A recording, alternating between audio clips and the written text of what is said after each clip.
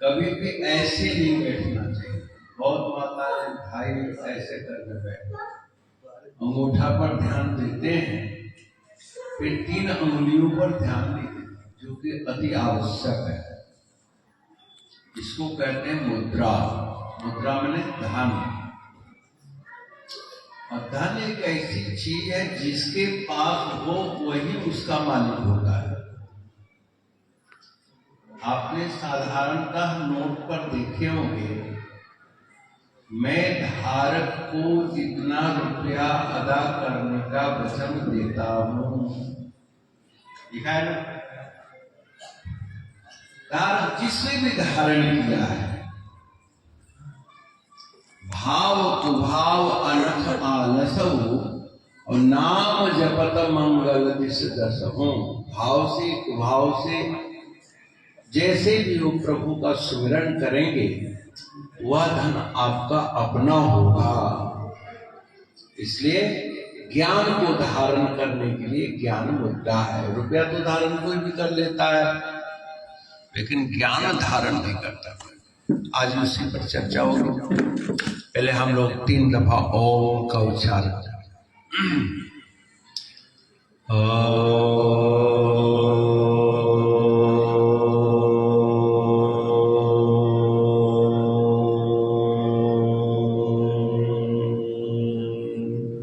सभी लोग एक स्वर में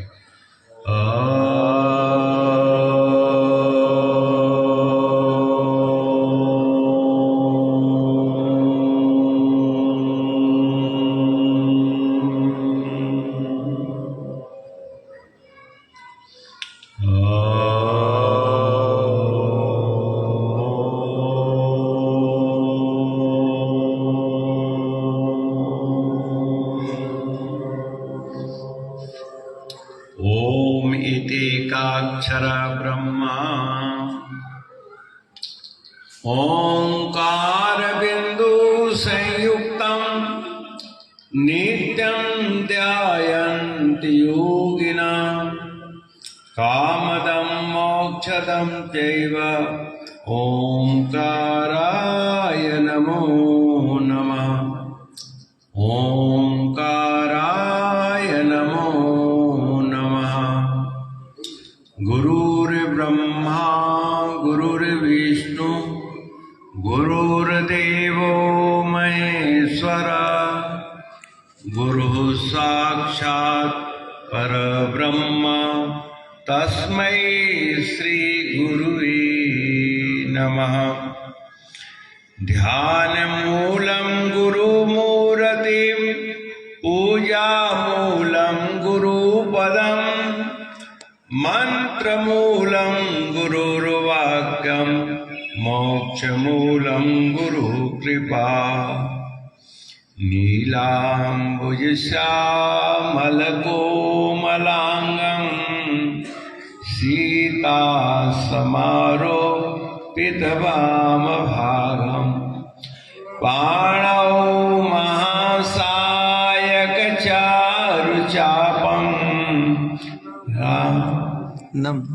रामं वंशनाथम् उद्भवैस्थितिर्संहारकारिणीं क्लेशहारिणीं श्रीयतां श्रीमात्री चरणकमले।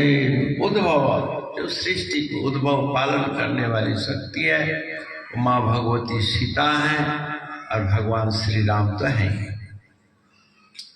आज श्री राम लला मंदिर में आकर मुझे हर्षातिरेक हो रहा है। मैं 1970-71 में चले गया, जब 72 में रामलला मंदिर के जो पीछे कमरे हैं उनमें भी रहने का हमें सौभाग्य मिला है। भोलानाथ सिंह मदन भाई के साथ किसी किराए पर हम लोग रहते थे, और उस समय एक वृद्ध माता जी यहाँ हुआ करती थी। बड़ी वो भी स्नेही थी, जैसे वर्तमान माता मुझे पुत्रवत प्यार करती है। अभी बेटे का गला सूख न जाए इसलिए लौंग देकर के लेकर आई। ये माँ ही ध्यान रखती है। तो इस जगह से मुझे बचपना जुड़ी है। इस ग्राउंड में श्री गुरु महाराज जी के भी पहले सत्संग हुआ, जब मथुरा बांध में मंदिर नहीं बना था। सबसे पहले यहाँ गुरु महाराज जी का पेट्रोल पंप पर सत्संग हुआ था। 1966-67 की बात है। तब श्री लखन सिंह जी के यहाँ निवास करते थे और सोनपुरवा में स्थित भोलानाथ सिंह व रघुवीर सिंह जी, जिनको मामा जी हम लोग कहते हैं, वहीं पर महाराज जी का 2 दिन 4 दिन का भोजन होया करता था। इसी बीच गढ़वा के गणमान्य लोग सदर में भी सत्संग करवाए बाजार में, और अब तो मथुरा बांध है ही हमारा। अभी भी मैं वहां हो करके आया हूं। पिछली दफा जब मैं यहाँ आया तो शिव ढोढ़ा में प्रवचन हो रहा था, क्योंकि इस क्षेत्र से हमारी बचपन की तपस्या, साधना, लगन जुड़ी हुई है। श्री गुरु महाराज जी भी कहते थे कि राघवानंद तेरी क्रीड़ा स्थली है, जब मैं बचपन की कई बातें सुनाता था तो मुझे अच्छा लगा। तो उन्हीं दिनों में वर्तमान रामलला जी के सेविका माता जी ने कहा था कि अगली दफा बेटा आपका सत्संग रामलला कुटीर में होना चाहिए। तभी हमने भाव रखा था कि जब भी आऊंगा तो आपके बीच में जरूर आऊंगा। इस कार्य को सफल करने के लिए श्री विनय सिंह जी और हमारा बच्चा धनंजय कुमार जी ने अथक परिश्रम करा। सुरेंद्र जो खड़े हैं, इन लोगों ने बहुत बार आग्रह किया कि प्रोग्राम कहीं कैंसिल तो नहीं हो रहा है। हमने नहीं बेटा, वचन दे दिया तो दे दिया। तो आप सबको साधुवाद इस मंदिर की ओर से। पहले आपको बहुत बहुत शुभकामना देता हूँ और अपने श्री गुरु महाराज जी की तरफ से शुभ आशीर्वाद देता हूँ, ताकि अपने जीवन के, मानव जीवन के उद्देश्य को प्राप्त कर सकें और जीवन में खुशहाली बरतें और बच्चों में समृद्धि के साथ निवास करें और शेष जीवन को भगवत प्राप्ति हेतु इसको खर्च करें। श्री रामलला जी के तो आप अनेकानेक कथाएं सुनते ही हैं। एक दफा माता जी को छकाकर भाग गए। काफी पीछे सुना रही थी माता। लोगों ने बहुत विडंबना जन्य आरोप लगाया कि चंद रुपए पैसे शायद भगवान जी को बीजी न दिया हो कोई। जैसे आजकल बच्चे बेच दिए जाते हैं, लड़कियां बेच दी जाती हैं, कई दफा भगवान को भी लोग बेच देते हैं। लेकिन नहीं, माता जी की सतत्व की रक्षा करने के लिए भगवान स्वयं प्रकट हो गए। बोलो सच्चिदानंद। इलाज रखते हैं, आपके भी जीवन की लाज। हम लोग श्री रामायण जी का खंड पाठ करते हैं, करना चाहते हैं। आज हम महात्माओं के पास, आज और कल 2 दिवसीय सत्संग है, तो 2 दिन में हम आपको अपनी भावना से परिचय कराने की कोशिश करूंगा। और वह भावना आपके चहुमुखी विकास के लिए होगा, आपके वर्तमान जीवन को सजाने और संवारने के लिए होगा, कलाकारों के लिए भी होगा, सबके लिए होगा, मानो मात्र।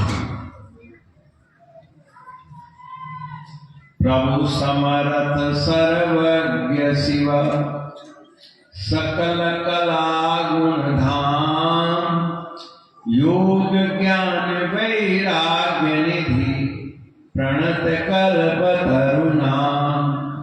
भगवान शिव जो है समर्थ है। समर्थ किसको कहते हैं?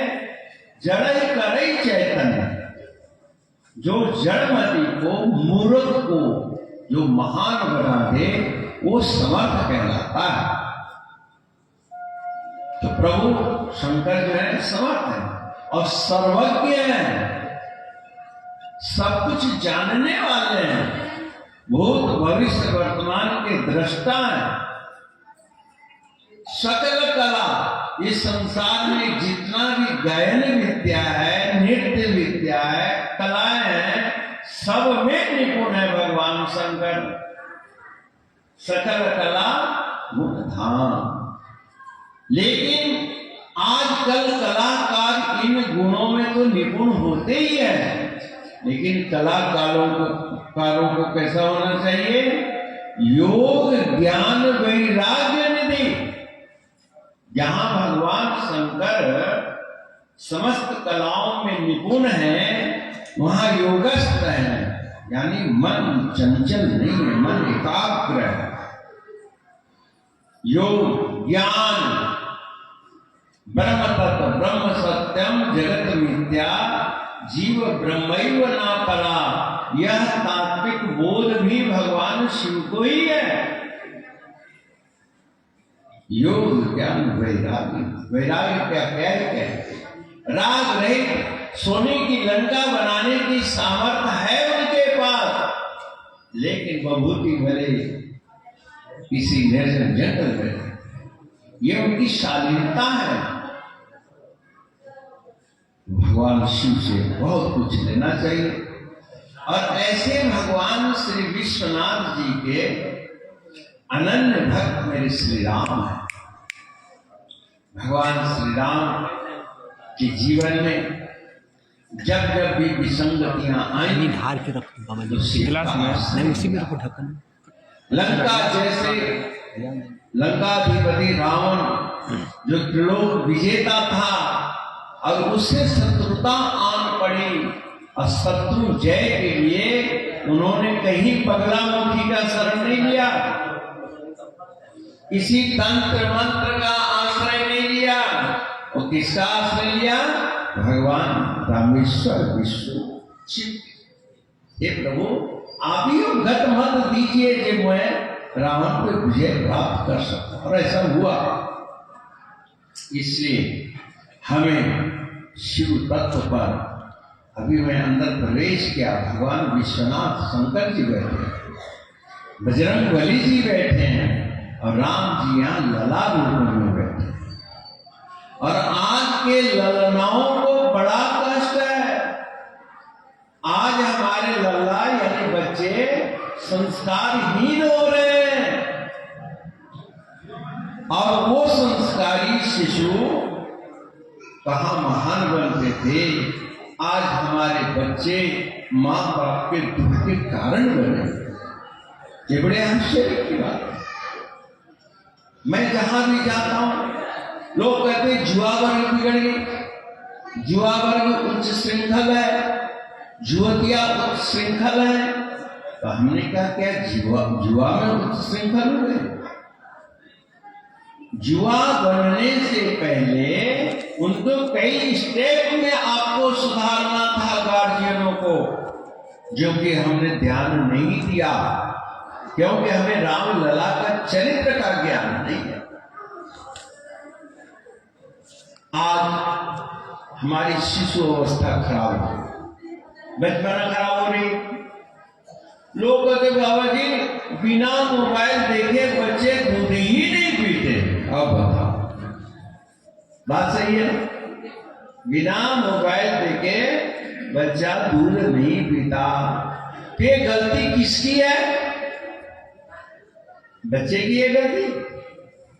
बच्चे को ममता पूर्वक जो पहले माताएं दूध पिलाती थी, उसके नाक पकड़ करके, उसके मुंह पकड़ करके, कपोल को सहला करके निश्चिंतता पूर्वक, निश्चिंतता पूर्वक, वो आज माताएं निश्चिंत नहीं है, वो निश्चिंत नहीं है। जिस बच्चे को जन्म देने के लिए आपने न जाने कितने देवी देवता पूजे, अब वो गोद में आया तो कम से कम शालीनता से पालन तो करो, ममता पूर्वक पालन तो करो। लेकिन ममता दर्शाने के लिए एकांगी परिवार बन गया है। न दादा दादी के पास टाइम है, न नाना नानी के पास टाइम है, न आस पड़ोसियों के पास टाइम है, न छोटी अम्मा बड़ी अम्मा के पास टाइम है। टाइम किसके पास है? मोबाइल के पास है। 24 आवर्स नेटवर्क से जुड़ा हुआ है। ये ताली बजाने के लिए नहीं है, बच्चे बजा रहे हैं। समझने के लिए। बच्चे तो बजाएंगे क्योंकि माँ का प्यार नहीं मिल रहा है उनको तो सिर्फ मोबाइल का प्यार मिल रहा है। और जो मोबाइल सिखाता है वो सीखते हैं, वो सीखते हैं। लेकिन रामलला जी के मंदिर में आओगे तो बच्चों को सीखना चाहिए। माँ ने तो अचेत अवस्था में सिखा दिया जो कुछ सिखाना था, लेकिन अब तुम्हारी बाल्यावस्था आ रही है और बाल्यावस्था में हम सब बड़ों को चाहिए, जिनके माँ बाप जीवित हैं, चाहे कितने ही साल का क्यों ना हो, अपने माँ बाप के पैर छू के प्रणाम करें और रामलला जी का जीवन चरित्र पढ़ें कि प्रातः काल उठ के रघुनाथा और मात पिता गुरु ना वही माथा। आजकल बच्चों से मैं पूछता हूं, बोले हम स्कूल जाते समय तो प्रणाम करते हैं, हम संडे वाले दिन बोले उस दिन स्कूल जाना ही नहीं होता इसलिए प्रणाम नहीं करता।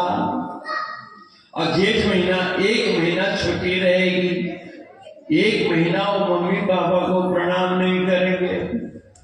कहा मिलते क्या जरूरत है, स्कूल जाना ही नहीं। हमने कहा तुम रामलला जी को देखो, वो स्कूल जाने से पहले प्रणाम नहीं करते हैं। क्या करते हैं? प्रातः काल उठ के रघुनाथा, रोज सुबह उठते थे। अब स्कूल जाने न जाने से सुबह जागने का कोई संबंध नहीं है कि नहीं? अर्थात प्रतिदिन वो प्रणाम करते थे। किसको? माता जी को, पिताजी को और गुरु महाराज को प्रणाम करते थे। और प्रणाम ही नहीं करते थे, दूसरी कड़ी आजकल प्रसिद्ध कम है। प्रसिद्धि के लिए मैं कह रहा हूं कि क्या आयस मांग करई पुर काजा। राम लक्ष्मण भरत शत्रुघ्न जी चारों भाई माता पिता को प्रणाम करते थे और कहते थे आज मुझे घर में क्या काम करना है या स्कूल के लिए कौन सा सिलेबस पढ़ना है, कुछ काम है तो बताइए।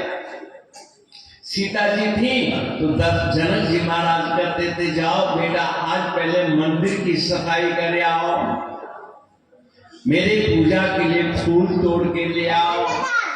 अब आपके घर में तो फूल है ही नहीं, आपके घर में गमला में जो है कैक्टस तो लगे हैं पर 2-4 गुलाब के फूल नहीं लगे हैं। चांदनी का फूल लगाओ जो 12 महीना फूल देने वाला पौधा है। रोज बच्चों से कहो बेटा आज संडे तुम मेरे लिए पूजा की तैयारी करो, लेकिन माँ बाप ही पूजा नहीं करते तो पूजा की तैयारी क्या करवाएंगे। यानी रामलला जी का चरित्र सिर्फ बच्चों के लिए ही नहीं है, अपितु तो बुजुर्गों के लिए, नवयुवकों के लिए, नवयुवक माँ बाप के लिए। प्रणाम ही करना बहुत बड़ी बात हुई। आय सुमांगी, आज मुझे क्या करना है। दूसरी बात, अनुज सखा संग भोजन करही और माता पिता आज्ञा अनुसरही। रामलला जी क्या करते हैं?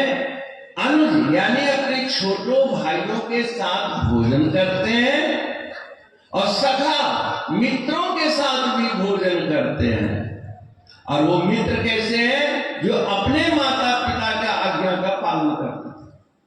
अर्थात भगवान श्री राम रामलला जी बचपना में ऐसे दोस्तों से भी दोस्ती नहीं करते थे जो अपने माँ बाप की बात को न मानते हो, क्योंकि स्वयं माँ बाप की बात मानते थे इसलिए उनके दोस्त भी माँ बाप को मानने वाले थे, और जो अपने माँ बाप को नहीं मानते होंगे उनको तिरस्कार कर देते थे, दूरी रखते थे कि तुम मेरे दोस्त बनने के काबिल नहीं है।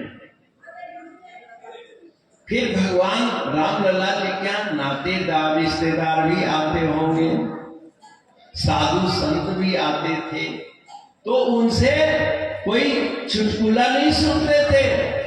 राम जी कहते मुझे वेद की बात सुनाइए, मेरे पूर्वजों की कथा सुनाइए, मेरे दादाजी कैसे थे, मेरे सगर जी कैसे थे, मेरे सूर्य वंश में कौन कौन प्रतापी हुए, ऐसा वो सुनते थे। तब वेद पुराण सुनहि मन लाई। और जो वो बुजुर्ग लोग, संत लोग या आगंतुक रिश्तेदार लोग सुनाते थे, उसको बड़े गौर से सुनते थे और अपने छोटे भाइयों को सुनाते भी थे, समझाते भी थे। इसलिए आज इस मंदिर का भी एक संस्कारिक शोभन होना चाहिए। और मेरा यह मैंने विद्या पढ़ने गए रघुराई, अल्पकाल विद्या सब पाई। आप 10-10 ट्यूशन रखने के बाद भी बच्चे सत्संग की तरह रहते हैं, नंबर इतना कम क्यों आया? पर भगवान रामलला जी ने कहीं ट्यूशन नहीं किया, क्या कहें? किसी ग्रंथ में आता है कहीं ट्यूशन नहीं? क्या ट्यूशन पढ़ाने वाले लोग नहीं थे, लेकिन जरूरत ही नहीं पड़ती थी। क्योंकि भगवान राम शुद्ध आहार करते थे। और ये शुद्धता आई कहां से? प्रश्न यह होता है। निज कुल इष्ट देव भगवाना, और पूजा हेतु किन्नय स्नाना। कौशल्या मां अपने कुल इष्ट देव की पूजा करने के लिए स्नान करी। राम जी को स्नान करवाया और कर श्रृंगार पलन को उड़ावा और सुंदर सुंदर पीतांबर झूलिया पहना करके राम जी को पलना में हिलाते हुए सुला दिया। यानी बच्चों को संस्कारित करने के लिए रामायण की रामलला जी के चरित्र का आपको श्रवण करना चाहिए। अब राम धीरे धीरे बड़े होते हैं, सांगोपांग को चरित्र जब कभी आएगा मौका सुनाएंगे। लेकिन राम जी जब बड़े हुए, राजगद्दी पर बैठे, जीवन की सर्वोच्च प्राप्ति पद प्रौढ़ावस्था, मैंने मानव जीवन के लिए कितने करी? शिशु अवस्था, बाल्यावस्था, किशोर अवस्था और युवावस्था। ये बहुत परेशानी का कारण बना हुआ। इसलिए नवयुवकों को, किशोरों को हमने कोई सिलेबस ही नहीं दिया है। हम चूंकि घर में पूजा पाठ नहीं करते हैं, आरती पूजा नहीं करते हैं, इसलिए बच्चे भी नहीं करते।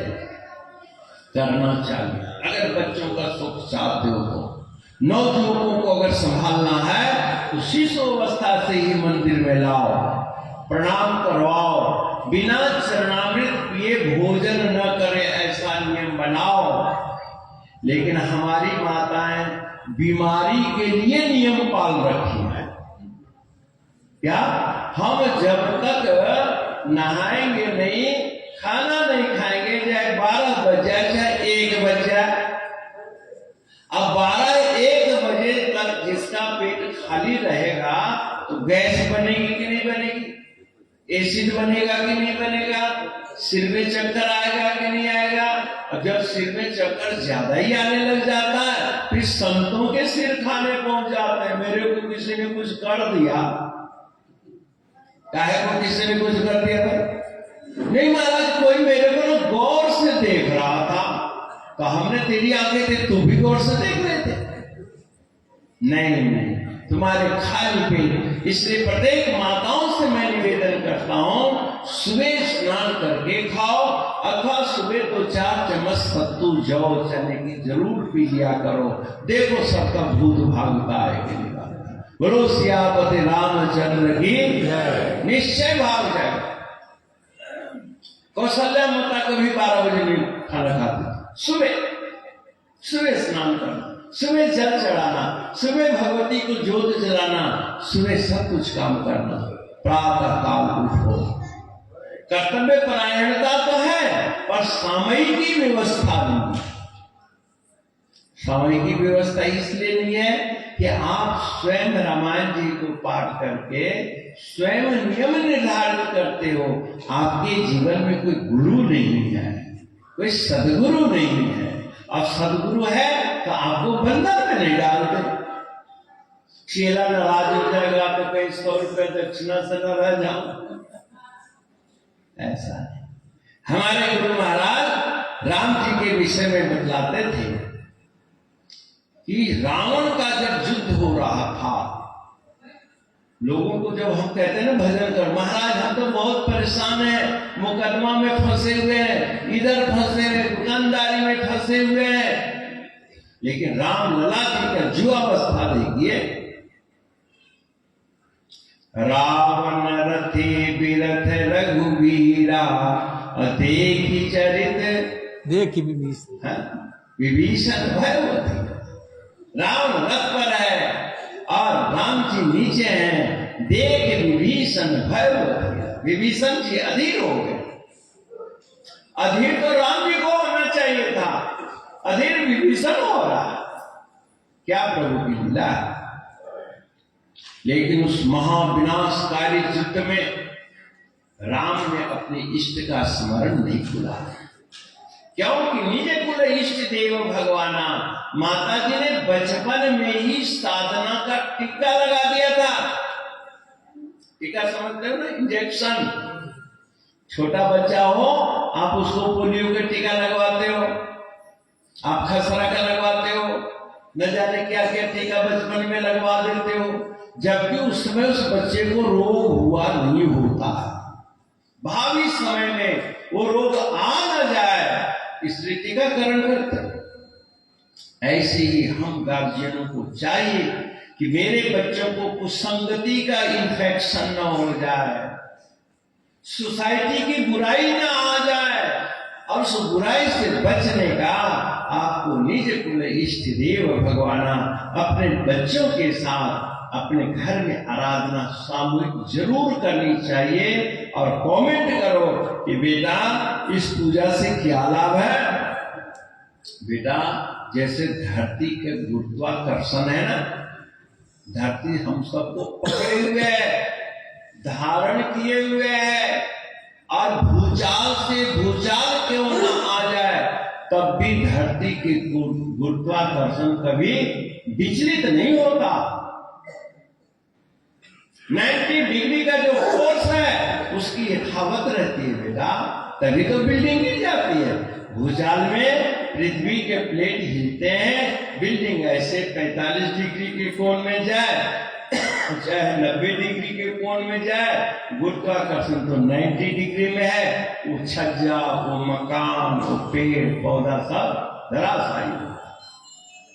ऐसे ही हमारे जीवन में जब परिस्थितियों का भूचाल आता है, घर में कलह क्लेश का वातावरण आता है, तो सत्य चित्त आनंद की जो एक गुरुत्वाकर्षण है आध्यात्मिक धार्मिकता का, वह विचलित हो जाता है और हमारा जीवन धैर्य, धर्म, धारणा शक्ति दाम से गिर जाती है और हम नास्तिक हो जाते हैं। भगवान में कुछ नहीं रहता। अरे भगवान में नहीं देखा तो तेरे सिर में रखा है, तुम मत मानो तो भगवान का क्या फर्क पड़ जाता है। बहुत लोग कहते हम भगवान को नहीं मानते, तो न मानो, यानी भगवान को तो मानते हैं कि है, पर मैं नहीं मानता, मैं उनको प्रणाम नहीं करता। अरे माता पिता तो है, पर कई लोग माता पिता को नहीं मानते, तो नहीं मानते। नहीं मानने से इसका ये मतलब थोड़ा ना है कि बिना माता पिता का ही जन्म ले लिया। ऐसे ही भगवान के बिना ये सृष्टि का अस्तित्व नहीं है।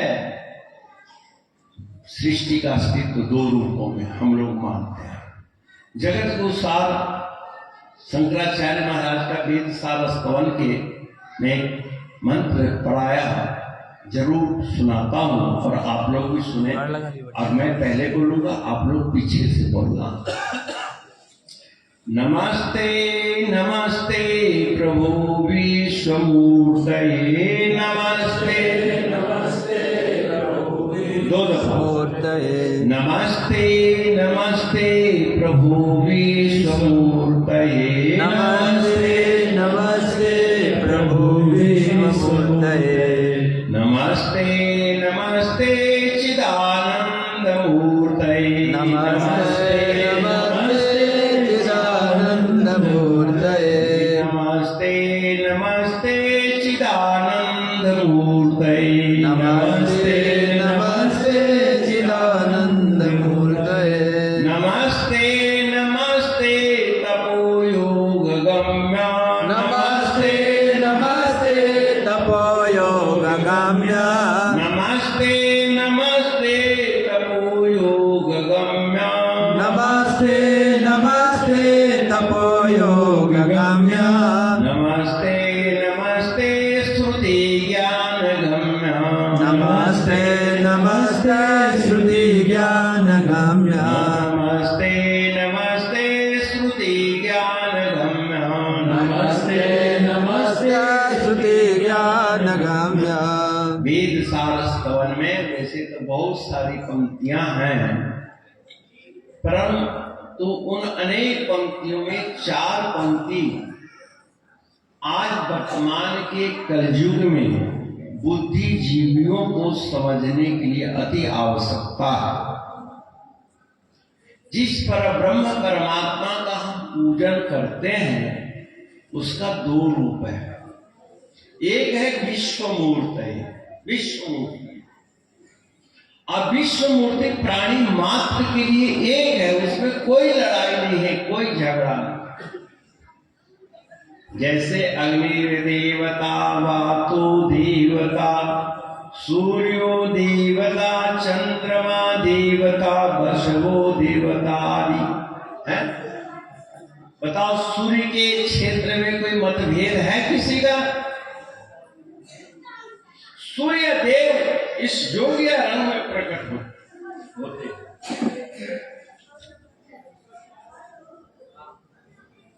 चाहे किसी देश में उत्पन्न हो।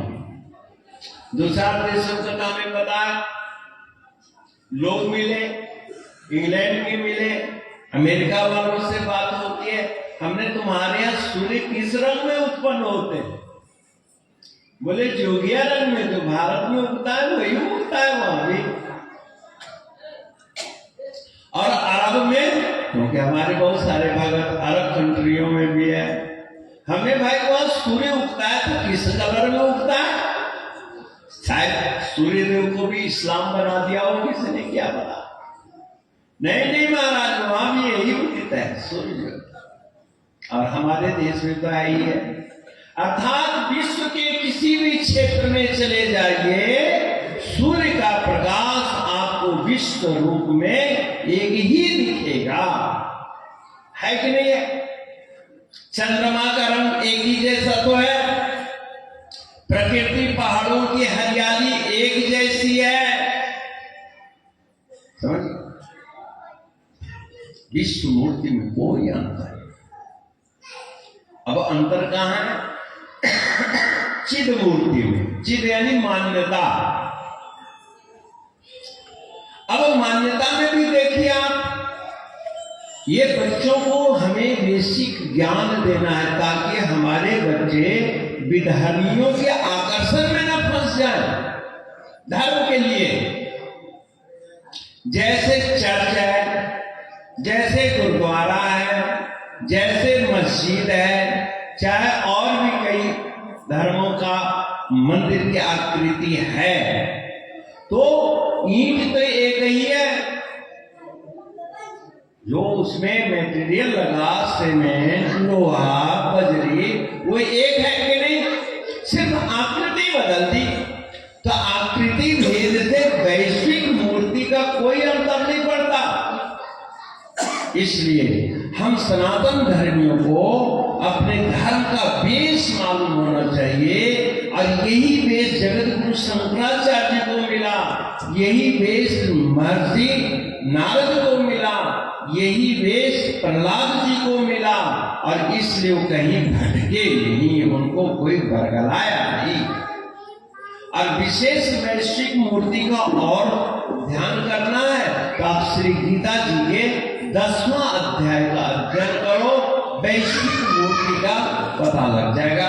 क्योंकि हमारे यहाँ संदेश वाहक नहीं आता, स्वयं नारायण आते हैं अपने बच्चों को धर्म की शिक्षा देने के लिए।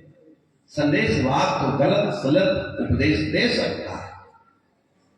ये हुआ वैश्विक मूर्ति। वैश्विक मूर्ति से लाभ के लिए क्या करना होगा? तप और योग की आवश्यकता है। सुबह सूर्य को किरण को धारण करो, सेहत अच्छी रहेगी, एकाग्रता होनी चाहिए, मेहनत करनी पड़ेगी। धरती से अन्न पैदा करना, वैश्विक व्यवस्था एक ही है। अन्न पैदा करने के लिए हिंदुओं की धरती और विधर्मियों की धरती अलग अलग नहीं है। अब सिर्फ झगड़ा है तो चिद मूर्ति के अंदर है। चित मूर्ति जैसे सूर्य का प्रकाश हो रहा है, अनेक घड़ों में जल भरा हुआ है और हर घड़ा में सूर्य दिख रहा है, परंतु 10-20 घड़ों का पानी हिला दो, 2-4 घड़ों को थोड़ा हल्का हिलाओ, सब में सूर्य का प्रतिबिंब हिलता हुआ नजर आएगा कि नहीं? ये चिद मूर्ति है। ऊपर देखो तो सूर्य स्थिर है, लेकिन ऊपर देखने के लिए फुर्सत ही नहीं। मेरा सूर्य ज्यादा ही हिल रहा है, नहीं तुम्हारा सूर्य तो बहुत ज्यादा हिल रहा है, हमारा सूर्य कम हिल रहा है, मेरा तो सूर्य हिल ही नहीं रहा है, क्योंकि उसका पानी स्थिर है। ऐसे साधना करके, अभ्यास करके जिनका चित्त शांत दांत है, उनके यहाँ कोई हलचल नहीं होती। दुख आए सुख आए, मान आए अपमान आए, जस आए अपजस आए, वो तटस्थ रहते हैं, क्योंकि अच्छी तरह से जानते हैं कि जन्म मरण ये सब जो है विधि के हाथ है, जस अपजस विधि हाथ है। और वो तटस्थ रहते हैं, और तटस्थ रहते हैं तो पूरा उनको सुख मिल जाता है। भगवान श्री राम के जीवन में इतना बड़ा संघर्ष आया, रावण जैसा लोक विजेता शत्रु रथ पर खड़ा है, राम जी निहत्ते खड़े हैं, कहते हैं राम ऐ विभीषण घबराओ मत, जेहि जय होय सुचंदनाना।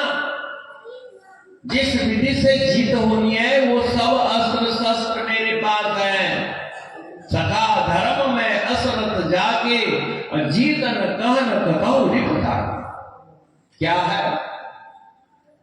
कवच अभेद विप्र गुरु पूजा, यही सम विजय उपायन दूजा। अपने बच्चों को बचपन में ये सबक सिखा दो अच्छी तरह से। अगर तुम्हारे ऊपर सतगुरुदेव की कृपा का अभेद कवच है, विप्र जनों का आशीर्वाद है, तुम्हें कोई बाल बांका नहीं कर सकता। विप्रधेन सुर संतहिता, लीन मनुज अवतार, निज इच्छा निर्मित तनु माया गुण गोपार। विप्र, विप्रों की रक्षा। विप्र किसे कहते हैं? विप्र नाम की कोई जात नहीं है। आजकल समाज में बड़ी वितंडावाद है। विप्र नाम का वेदान जानाति सह विप्र। श्री नंगल गुरु महाराज जी ने कहा वेद वाक्य जो वेद विद्या को जानता है वो विप्र है। ब्रह्म जानाति स ब्राह्मण, जो ब्रह्म तत्व को जानता है वही तो ब्राह्मण है। आज मेरे को दार्जिलिंग में कुछ लोग मिले, मैंने कहा ये बताओ स्कूल में कौन पढ़ाता है? शूद्र पढ़ाता है, वैश्य पढ़ाता है, क्षत्रिय पढ़ाता है, पंडित जी पढ़ाते हैं, कौन पढ़ाता है? वो हमें जो पढ़ाते हैं उसको क्या कहते हैं? बोले उसको मास्टर कहते हैं। कौन होता है? मास्टर पढ़ाता है। मास्टर क्यों पढ़ाता है? क्योंकि वो पढ़े हुए हैं, बीएड की कोर्स किए हुए हैं, यानी पढ़ाने वाले को शिक्षक कहते हैं। ऐसे ही हर क्रिया संपन्न व्यक्ति को वह कार्य करना चाहिए जिसमें पारंगत है। विद्या किसी की अधीन नहीं है, लेकिन प्राचीन काल में परंपरा से हर विद्वान अपने बच्चे को विद्वान बनाता था। कुदरती है, अगर आप बिजनेसमैन हैं तो आप अपने बच्चे को बिजनेस ही तो सिखाओगे, लेकिन गुर सीखना पड़ेगा। आपके बेटा होने से वो गणित नहीं कर सकता, सीए का कोर्स करना पड़ेगा। सीए के कोर्स किए बगैर लाला के वो नहीं करेगा, नहीं करेगा, कोई भी ठग सकता उसको। इसलिए गुरु महाराज जी हम लोगों को कहे कि तुम वेद विद्या का अध्ययन करो। वेदविद सा ब्रह्मविद ब्रह्म भवति। जो ब्रह्म विद्या को जान लेता है गुरु शिष्य परंपरा से, वो ब्रह्म हो जाता है। क्योंकि सारे सृष्टि के जन्मदाता तो एक ही ब्रह्मा जी है ना। बताओ, वर्ण व्यवस्था की प्रसिद्धि से क्या ब्रह्मा जी अनेक अनेक हैं क्या? ब्रह्मा जी तो एक है। तो ब्रह्मा जी जब एक है तो हमारा पूर्वज एक हुआ। जब पूर्वज हमारा एक हुआ तो हमारी जात भी एक ही तो होगी। लेकिन हम बीच से जात आरोपित कर रहे हैं, बीच से। ये कैसे आरोपित हो गया? आप लोग जब वृक्ष लगाते हैं तो उसमें कलम लगाते हैं। कलम जानते हैं? एक मूल पेड़ होता है और उसके टहनी के ऊपर एक दूसरे चश्मा लगा देते हैं, है ना, आंख वाला, और उसको पट्टी बांध देते हैं। तो उस पॉइंट से उस चश्मे का एक अलग पौधा चल पड़ता है। और एक ही वृक्ष में 4 टहनियों में 4 चश्मे लगाए जा सकते हैं। और चारों चश्मा मूल एक ही जड़ से रस का ग्रहण करके अपने शरीर को पोषित करता है। होता है, देखा है आप लोग? हमने तो देखा है, होता है, करके देख। ठीक ऐसे ही मानवीय सभ्यता में मूल प्रकृति ब्रह्मा जी द्वारा प्रदत्त जन्म हम सबका एक जैसा है, लेकिन संगति का हमारे ऊपर चश्मा चढ़ता चला गया, कलम चढ़ती चली गई और हमारा बाह्य रूप बदलता चला गया। जैसे एक बड़ा अफसर का बेटा, उसके 4 बेटे हैं। पहले तो 1-2 पीढ़ी चारों ही अफसरी में चले गए, लेकिन एक लड़का पिछड़ गया, चपरासी बना। चपरासी से भी नौकरी निकाल दी गई बड़े बनने के चक्कर में। अब वो क्या होता है, अब उसका आगे का परिवार गरीब होने लग गया। और जब वो भाई भाई मिले तो भाई तो है, गोद एक है, जात एक है, लेकिन स्टैंडर्ड अलग हो गया। अब स्टैंडर्ड अलग हो गया तो उपेक्षा जाग गई, उपेक्षित हो गया। ऐसे ही कालांतर में लाखों वर्ष में गरीब गरीब दबता चला गया। अब गुजारा करने के लिए क्या है, तो हमारे घर में झाड़ू लगा दे भाई, भाई भाई के नौकर बन गया। बनते हैं तो भाई भाई का पार्टनर नहीं बनता, भाई भाई के हिसाब किताब नहीं रखता। जिसकी पूंजी, जिसकी अकल, उसके नीचे वाले सिर्फ अकल से काम करता है, पूंजी होती नहीं उसकी। ऐसी गरीबों के पास समझ की पूंजी कम होती चली गई, उनका कार्यकलाप बदलते चले गया। धनाढ्यता के अहंकार में हमारे अंदर अपने ही स्वजन से, अपने ही भाई से, अपने ही कुल खानदान से नफरत होती चली। और इस नफरती को हमने जात दे दी। जात नाम की वैदिक व्यवस्था नहीं है, इसका प्रचार होना चाहिए। तो लोग कहते हैं महाराज हम लोग जहाँ जाते एक मंत्र हमको सुनने में आता है, ब्राह्मण से मुखमासित बाहु राजन्य अंगता उरु यद्वैश्य तदभ्याम शूद्रो अजायता। ये मंत्र सुनते हैं ना जरा। मैंने कहा आपने वेद का अध्ययन नहीं किया। ये जो है वेद की शॉर्टकट है, एक कट कर करके संदेश दिया गया है। बोले वो क्या है पूरा महाराज? तो चंद्रमा मनसो जाता चक्षु सूर्यो अजायत श्रोत्राद वायुष्य प्राणस्य मुखाद अग्निर्जायत नाभ्या आसिदंतरिक्षगुण श्रीविष्णु शववर्तता पदभ्याम भूमिर्दिशा श्रोत्रान तथा लोकान अकल्पयन्। लोगों की कल्पना की गई। क्या की गई? चंद्रमा से मन पैदा हुआ। परमात्मा के मन से क्या पैदा हुआ? चंद्रमा। याद रखना, कोई तुम्हें एक मंत्र से भटकाए तो आप कहिए कि महाराज इसके अगला मंत्र भी पढ़ के सुनाए, पुरुष सूक्त में है। कोई भी आचार्यगण अपने पुरुष सूक्त की पाठ के भाषानुवाद करते हैं, जगत का सारा भ्रम खत्म हो जाएगा। भगवान नारायण के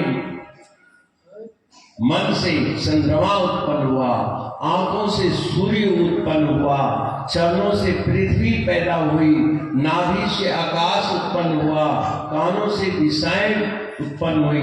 अब बताओ इनसे छूत मानो, भगवान के अंग से ये भी तो पैदा ही हुए हैं। सिर्फ 4 वर्ण ही नहीं पैदा हुए, पशु पक्षी कीट पतंग पेड़ पौधा एक ही से जन्म हुआ, ये भी नारायण से ही जन्म लिए। ये आप गीता के 8वां अध्याय पढ़ोगे, 10वां अध्याय, तो आपको ये सब भ्रम का निवारण हो जाएगा। क्योंकि हम लोग सन्यासी हैं और सन्यासी का कार्य क्या है? आपको संसार से संसार को एक जगह स्थापित कर दो। कैसे स्थापित करोगे? अब यही विधि यहां पर संत लोग बताते हैं कि जैसे तुम दफ्तर से व्यापार करके घर में आते हो तो अपना सूट बूट खोटी में टांग देते हो कि नहीं? बोलो, टांग देते हो ना? पोशाक खराब, आप लोग शादी ब्याह में जाती हो, साड़ी उतार के रख देती हो कि नहीं? घरेलू साड़ी पहन लेते। लेकिन मनुष्य वैचारिक सोच, वैचारिक संस्कार को सुबह शाम में उतारता है, धारण करता है। संत महापुरुष कहते हैं कि बेटा जब तुम दुकान से आओ तुम दुनियादारी में रहो, लेकिन घर में आने के बाद तुम एक बेटा बन जाओ, एक बेटी बन जाओ, एक पति बन जाओ, एक घर में सुख मिलेगा कि नहीं? लेकिन घर में भी हम दफ्तर वाला वैचारिक कोट उतारते ही। हमें वैचारिक कोट उतारना पहनना तो आदत डालनी पड़ती। एक हमारे संत महाराज जी सुनाते थे, एक राजा था, बड़ा व्यग्र रहता था, महाराज जी का शिष्य बन गया। महाराज जी में इस राज्य से बहुत दुखी हो, बहुत परेशान हो, बहुत लड़ाई झगड़ा बैर विरोध, यहाँ हड़ताल वहां हड़ताल होता है। ये राज्य को मैं दान करना चाहता हूं और आप हमारे गुरु महाराज जी हैं, तन और मन ले लिए, धन वो ले लीजिए ना, राज्य काज ले लीजिए। अच्छा, महाराज जी बोले दे दो। मस्ती में थे। महाराज जी को सिंहासन पर बैठाया, चांदी का मुकुट सोने का मुकुट महाराज जी के सिर पर पहना दिया। चतुरंगनी सेना खजांची सेना सबको बुलाकर बोले आज से महाराज जी राजा हुए, मैं इनका दास हुआ और मैं जंगल में जा रहा हूं तप करने के लिए और महाराज का शासन मानो। महाराज जी विद्वान पुरुष थे, वो राजगद्दी संभालने लगे, यथोचित शासन व्यवस्था चल पड़ी धर्म पूर्वक। इतने में एक पड़ोसी राजा ने चढ़ाई कर दी। सैनिकों ने कहा महाराज उसने आपके राज्य पर आक्रमण कर दिया। बोले कर दो। कोई प्रतिकार नहीं करना, कोई लड़ने की जरूरत नहीं। अरे अब सारे फौजी हाथ में हाथ रख के बैठे, अभी अध्यात्म की बात है, लौकिक नहीं। वो जीतते जीतते राजमहल तक आया, सबको कहा कोई प्रतिकार की जरूरत नहीं, ले आओ ले आओ, अंदर ले आओ। अंदर ले आए। बोले महाराज मैं आप बंदी बनना चाहते हैं। बोले बंदी तो क्या बनाऊंगा, मैं ही बन देता हूँ, क्या चाहिए तुमको? बोले तख्त चाहिए। बोले बैठिए, आइए आइए आइए बैठिए। ओ विजयी राजा को सिंहासन पर बैठा दिया, अपने हाथ से मुकुट पहना दिया, और जो उनके लिए कहा गया था कि इनकी आज्ञा में तुम सब सैनिक रहना, खजांची रहना, वैसे महाराज ने कहा आज से ये राजा है और इनकी बातों को मानो। बोले अब आप क्या चाहिए, आपको क्या चाहिए? बोले मेरी संपत्ति मुझे दे दी जाए। आपकी संपत्ति क्या है? बोले मेरे कमरे में है। एक सैनिक को भेजा, जाओ कमरे में देखो क्या संपत्ति है। तो एक थैला था, एक धोती थी, एक लंगोटी थी, एक अल्फी थी, एक गीता का गुटका था, जो आज तेरा है कल किसी और का होगा, क्यों व्यर्थ को रोकते हो? राजसी को चोला उतारा, फकीरी गाना पहने और चल दिया। मैंने कहा जब अरे राज्य की हमने भी व्यवस्था ही करनी थी, तुमने ही व्यवस्था ही करनी है बेटा। इतना ध्यान रखना कोई दुखी ना रहे, कोई भूखा नंगा ना रहे, बस इतनी व्यवस्था रखना तुम। यही मेरा राज्य की सुव्यवस्था का कारण। दैहिक दैविक भौतिक तापा, राम राज्य का हो नहीं व्यापा। राम राज्य की महिमा क्या है? एक मेरे को मिनिस्टर मिले हिमाचल में, सुबह सुबह उनके घर चले गया, घरेलू संबंध था। बोले महाराज राजनीति का कुछ गुर सुना दो। हमने कहा आप लोग को क्या गुर जानते हो पहले बताओ। बोले हमने तो ये पढ़ा है कि दैहिक दैविक भौतिकता पा, राम राज्य का हो नहीं गया पा। ये है, हमने राम राज्य का ये सूत्र नहीं है, ये राम राज्य की फलश्रुति है, राम की सुव्यवस्था का सुफल है कि कोई दुखी नहीं है। गुर क्या है? बोले मुझे नहीं पता। हमने कहा भगवान श्री राम कभी कभी सारे प्रजाजनों को बुलाया करते थे। नहीं अनीति कछु भाषो भाई, मैं आप लोगों से कहता हूं मैंने कभी अनीति का भाषण नहीं किया। जो अनीति कछु भाषो भाई, तो वही पर जो भय विसराई। ऐ प्रजाजनों, अगर मेरी व्यवस्था में राम की प्रजा की अव्यवस्था फैल जाए, उस बात को मुझे तुरंत रोको। आजकल के गार्जियन, आजकल के राजा, आजकल के नेता, आजकल के धर्माचार्य, ऐसा कोई अपने बच्चों को अधिकार नहीं देता, अपने प्रजा को अधिकार नहीं देता कि मेरे को अगर कोई गलत काम हो रहा तो मुझे रोको। क्योंकि आपके बच्चे शत्रु तो है नहीं, आपकी प्रजा आपकी शत्रु नहीं है। लेकिन मनोमस्त में, जल्दबाजी में कोई आपसे अनाचार दुराचार हो रहा हो, उसको कौन रोकेगा? घर के परिवार ही तो रोकेगा। घर के परिवार को हमने अधिकार ही नहीं दिया। आज बाग एक्सीडेंट बहुत हो रहा है। गाड़ियों के एक्सीडेंट में तो आदमी मर ही जाता है, लेकिन बाग एक्सीडेंट, वाणी का एक्सीडेंट घर में बहुत ज्यादा। हमने एक बच्चे से कहा बताओ, दो साइकिल वाले जा रहे हो और आमने सामने आ जाए और हल्का टकरा जाए, चोट किसको लगेगी? किनकी साइकिल अनबैलेंस होगी? बोले दोनों साइकिल वाले गिरेंगे, दोनों को चोट लगेगी, कम या ज्यादा।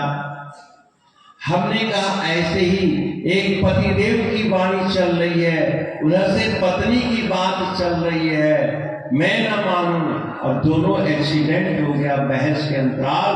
बताओ अशांत कौन होगा? पति होगा या पत्नी होगी, दोनों हो गए, क्योंकि वाक एक्सीडेंट है। लेकिन अब बचने का उपाय क्या है? थोड़ा साइकिल को इधर घुमा लो, लेकिन घुमाए कैसे? देखा ही नहीं। बचपना की चाल है, आवेश है, क्रोधात भवति सम्मोह, क्रोध में बुद्धि सम्मोहित है, दोनों पक्ष की बुद्धि सम्मोहित है, इसलिए बचने का कोई उपाय नहीं करता। आओ तो आओ, टकरा जाते हैं और 5-10 मिनट टकराने के बाद बहस करते हैं, और बहस कर लेने के बाद थोड़ा स्वाभाविक शांति होती है। अरे भाई क्या कहते हो, ये तो बताओ। बोले हम तो ये कर, अरे यही बात तो मैं भी कह रहा हूं, यही बात मैं भी कह रही हूं। तो फिर झगड़ा का क्यों हुआ? क्योंकि दूसरे को एक समझे नहीं। पहला व्यवहारिक सत्संग यह है कि वाक टकराव को रोका जाए। कैसे रोका जाए? इसकी ट्रेनिंग है ध्यान। आंख कान मुख ढांप कर नाम निरंजन ले, अंदर के पट तब खुले जब बाहर से पट दे। कान को बंद करो, कान मने चुगली निंदा, पड़ोसियों की बात ज्यादा मत सुनो। कोई भी पड़ोसी आपका हित नहीं चाहता, कोई बिरला पड़ोसी है जो एक दूसरे की हित, अरे हित चाहे भी तो कैसे चाहे। मैंने डाल्टनगंज की बात सुनी, एक लड़का चर्च पी रहा था, जो चिट्टा चिट्टा होता है, और एक सज्जन बैठे हुए थे और वो जानते थे कि बेटा कुछ संगति में, ए बेटा ये क्या करते हो, चलो उससे पेट बंद करो, खबरदार जब मैं किया। इतने में बच्चा अपने दोस्त को ले आया, लिवार में गोली भर के ले आया और 6 गोली उनके सीने में और सिर में दाग दिया। ठीक, क्योंकि आज समाज संभलना नहीं चाहता है, बच्चों की संस्कार लाइलाज हो गया है। इसको अगर दूर करना है तो एकमात्र सत्संग है, एकमात्र सत्संग। क्यों?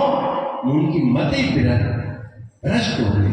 और रामायण जी में लिखा है, मति की रति गति भूति भलाई, जब जे जतन जहां जे पाई, सो जानब सत्संग प्रभाव, और लोगों वेदन आन उपाव। संसार में कोई उपाय नहीं है, इसलिए संतों की संगति करनी चाहिए।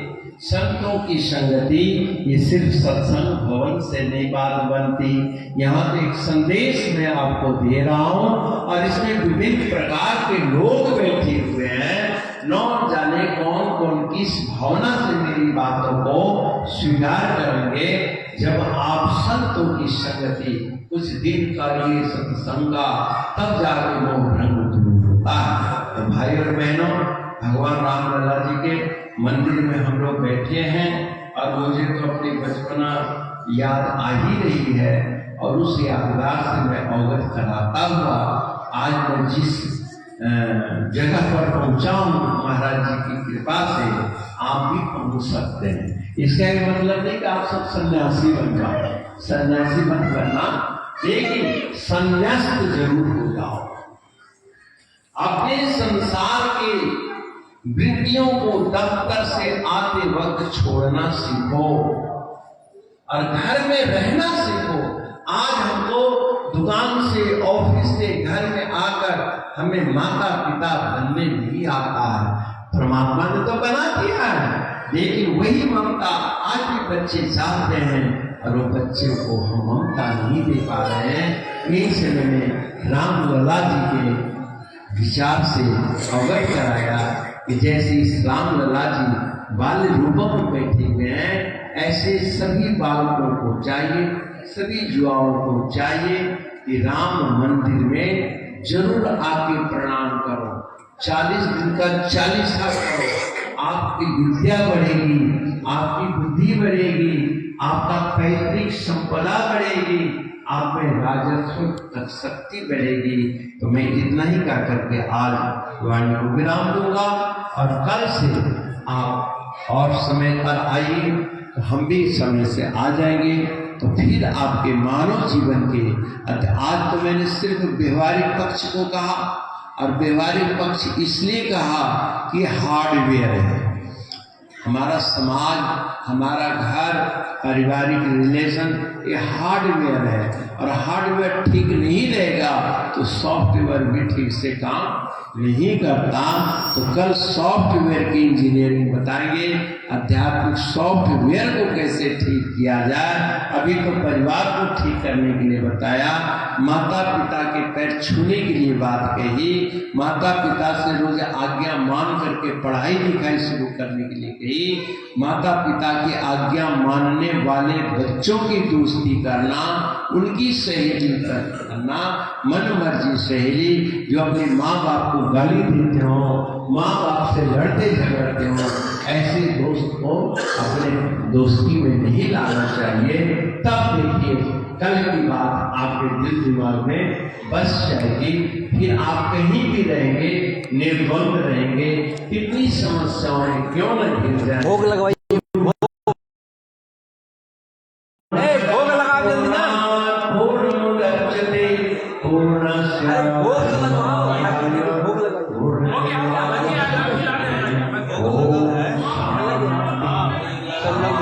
चाहिए। धर्म की जय हो, अधर्म का नाश हो, सद्भावना हो।